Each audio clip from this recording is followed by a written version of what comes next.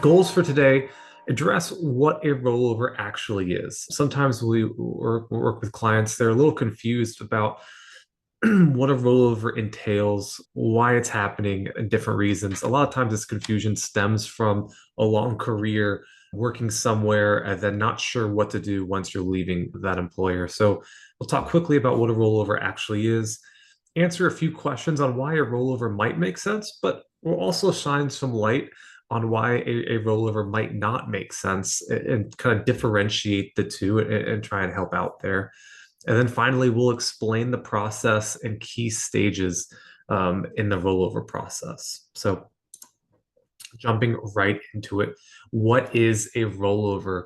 Well, a rollover can occur between IRA to IRA or from an employer sponsored plan to an IRA or a couple other combinations. And essentially, this is being defined by the Department of Labor.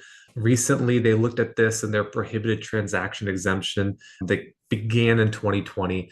And really, what this did was look at what are these transactions doing? Why are they occurring? And how do we define them to best protect consumers? Because at times it may not make sense to roll your assets over, but recommendations were happening anyways. So we're going to talk a little bit more about that.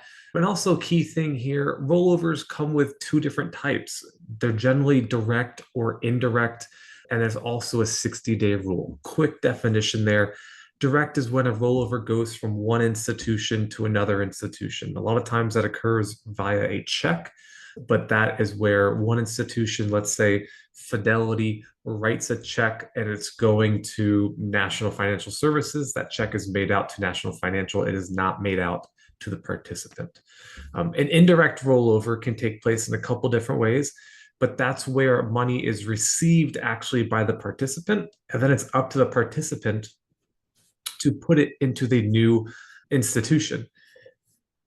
This generally can be used in a couple different interesting ways, but that 60-day rule comes in handy, or it comes in very strictly because any rollover done, whether it's direct or indirect, if the funds aren't placed in a IRA or a new plan within 60 days, it's no longer deemed a rollover, it's deemed a withdrawal, and that's when income and potential penalties can occur. So there's a couple key things and elements to a rollover that we need to keep an eye on. Why this has become such an important area really stems from how far reaching this is. A current study back in 2023 by the US Bureau of Labor Statistics said 73% of civilian workers had access to a retirement plan and its benefits, with 56% of workers that having access to them actually participating. And when we actually do the math there, that comes out to about a 77% take up rate. So this affects, I don't want to say everyone because it's not everyone, but it affects almost three-fourths of the workforce in this country. And it's put in place generally to protect them. Why could a rollover make sense? Well, the number one reason a rollover makes sense is what happens if you're being forced out of a plan. So, what happens if you're working in a company and their plan is changing to a simple IRA plan, or they're changing to a 403B for whatever reason, or the company's being bought out by another? Oftentimes, those plans close and they force out all the account balances. Well, then we need to do something with those assets. And whether they go into an IRA or into a new employer plan, that's deemed a rollover. Another time when a rollover makes sense is the last one on this page is you wish to disassociate entirely with a former employer. This often happens when people are leaving jobs for not great reasons. Maybe their time working for a company wasn't that enjoyable and they want to put that behind them. So they don't want to maintain those assets in those employer plans. So those are two of the most common ones. But some of the other reasons why a rollover might make sense is better investment options or access to retirement planning. A lot of 401ks or 403bs or other workplace plans may only have a select group of funds, and it may not be the funds you want to invest in or funds that complement your financial life in the right way.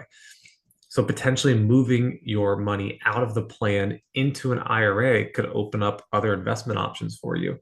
And then Maybe you're finding it difficult to get help from the plan sponsor or the custodian on financial planning, or maybe they don't even offer it. Moving money out of a 401k to an IRA might open up that avenue for you if you're working with an advisor who provides retirement planning. And one of the last things here I want to hit on is the consolidation or organization of assets. I can't tell you how many times we've worked with individuals who are onboarding with us that over the course of their careers, they worked at 4 or 5 different companies. They've had a successful career, but they've left their 401ks in the retirement plans at those former employers. And then we have to go get them all. And we have to consolidate them down because when you want to make a change, let's say, oh, we need to lower our equity allocation or increase our bonds or do this investment change, you've got to log into each one. And then when you want to turn on an income stream, you have to go to each one and coordinate all this. Oftentimes, if you have that inside of a single IRA or a couple IRAs that are under the management of an advisor, it's a lot easier to coordinate. Though you need to think about overall costs that are involved because costs can change when moving from a workplace retirement plan to an IRA. The next thing to think about is, does the rollover actually make sense? Just because you can doesn't mean you always should. The number one reason why you need to think about this is costs. Are you moving from a indexed 401k that works great into commissionable products that you weren't aware of, or into higher cost products? Higher cost is not always a bad thing if it's justifiable, but we have to think about, are the costs worth it? The next thing to think about is creditor protection and this thing called ERISA. 401ks and other workplace plans offer you another layer of creditor protection that you don't get. And then you can potentially lose that protection if you commingle those funds into already existing IRAs that don't have 401k money in there. And I know that's complicated, but this is something to think about when you roll over a 401k. Potentially, let's roll it into a new IRA or an IRA that we know only has 401k assets in it, to keep that creditor protection that would go along with it. Another thing, that reason why you might not want to take a 401k, depending on what stage you are in life, is what happens if you need a loan. You can't take a loan from an IRA the same way that you can from a 401k. And while we don't always make these recommendations to take a 401k loan, there are times in which it makes sense to do so, or it could make sense to do so. So when you make that rollover to an IRA, you'd give up the ability to take a loan. And it's just something to think about depending on your situation. And then one of the more unknown pieces of rollovers when you do them is you give up the ability to do a net unrealized appreciation transaction. And this has to do with closely held stock. So maybe you work for a company that issues stock or is publicly traded, and you have the ability to buy stock in your 401k plan or other retirement type plan. There is a section of the tax code that allows you to do a pretty cool transaction there. And without going too far into the specifics on it, because it is very complicated, you can withdraw those assets into a non-qualified account, like a brokerage account, a individual joint trust type account, and pay a different tax rate than you would on a normal distribution from an IRA. And it's very calculation burdened, but there can be some incredible benefits to that if done correctly. And if you just roll over all of your assets without considering that, you would give up the ability to do so. The other thing is to before you make any decision to roll over your assets, know what your options are. When you need to make a transaction, or let's say you leave an employer, you have 4 options. You can take the cash out first, right? You don't actually have to roll it anywhere. You can put it in your bank account. You can take an entire cash out. Now, there's going to be tax withholdings. There's potential penalties that occur to that, but you have the option to just cash out entirely. The second option is, if you are able to, sometimes you're allowed to leave your investments with the employer as it stands at the moment. Not all plans will allow this. Sometimes they do force you out for different reasons. But if you have the option to leave it there, sometimes that's in your best interest. And you need to evaluate and understand that. You also have the option, again, sometimes depending on plan specifics, rolling your assets to a new employer's plan. Now, even this one needs to be considered because even though if it goes from 401k to 401k, you need to make sure that the investment options are what you want. You have access to financial planning and other things, but you are able to do that occasionally. And then finally, the option that we're talking about here today mostly is rolling this money to an IRA.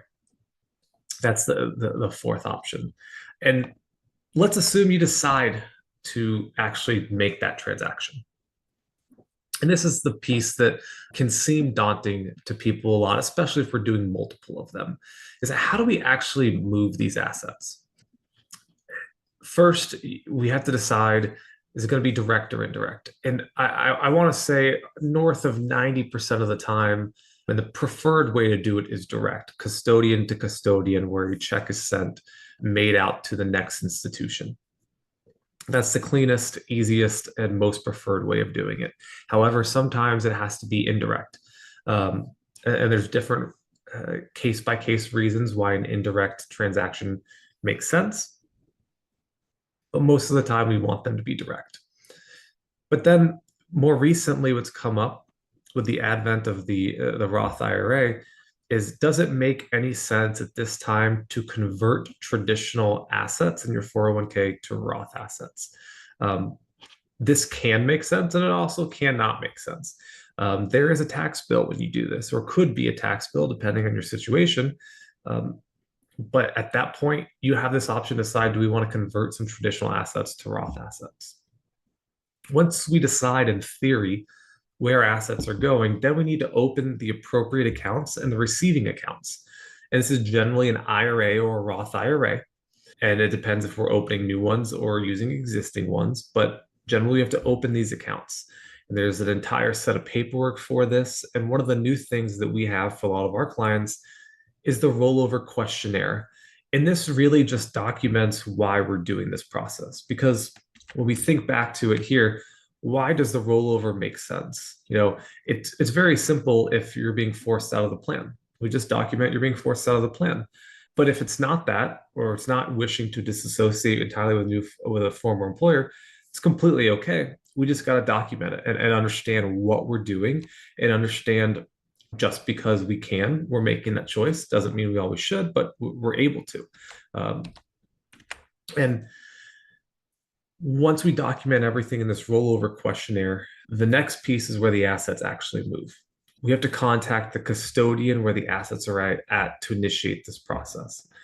In my experience, probably 65 to 70% of the time, it involves a phone call to the custodian.